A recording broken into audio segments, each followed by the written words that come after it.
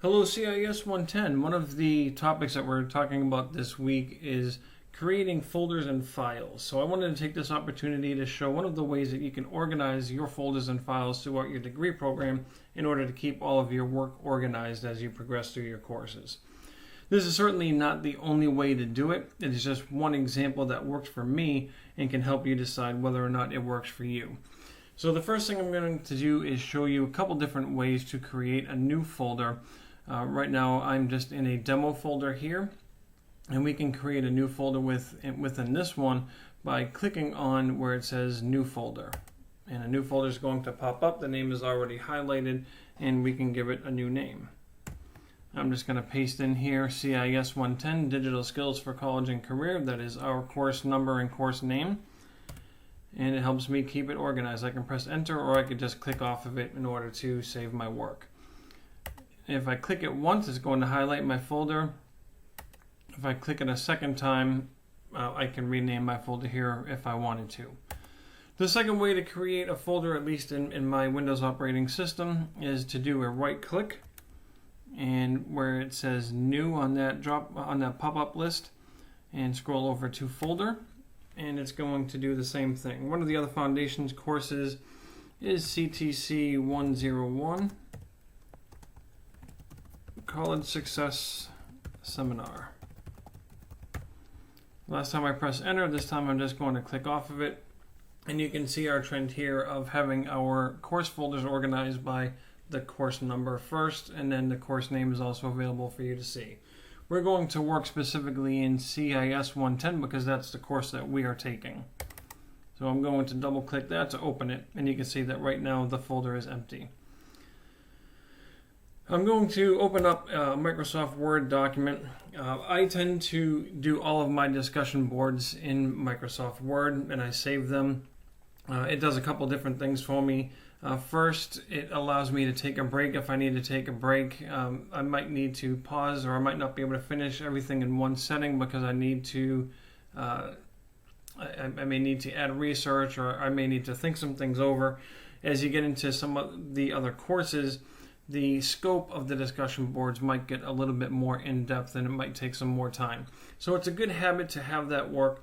Secondly, what it also does is if anything were to ever go wrong and what I posted in Blackboard for some reason didn't take, I don't have to recreate my work now. I can just go into my Microsoft Word folder and I can copy and paste all of that content.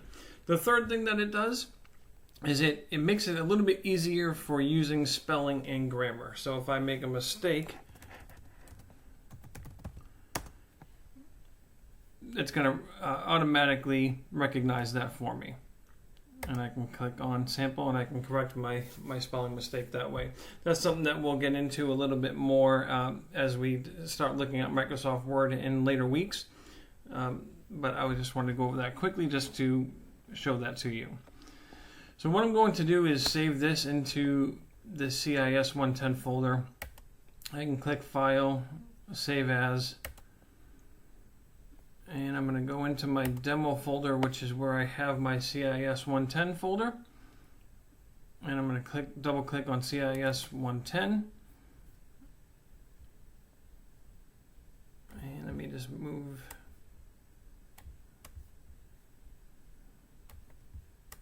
Oh, I can't really get my screen to show that because of the window for the video, but I'm just going to click on Save after that. So now I can click out of my Word file, and I can see right up here I'm in CIS 110 Digital Skills for College and Career folder, and right now my documents library contains the Unit 1 discussion sample. So one of the things that I'm going to do in my sample files folder is I have everything that I would need for this particular course. I'm going to press Control A and I'm going to copy all of it. And I'm going to go into CIS 110 and I'm going to paste everything so that you can see what a finished folder might look like. When I do go to paste, you can see that what I have here, I'm going to get rid of the Unit 1 discussion sample by doing a right click and delete, or I can just click on it one time and press the delete key. And the way that I have everything organized is that there are 2 assignments that require a certain naming convention, and that is your last name and then the unit name, or the assignment name rather. And then from there, I have everything organized by units. I have my Unit 1 discussion, my Unit 2 discussions, and my assignments, and so on. So that's what a finished folder will look like.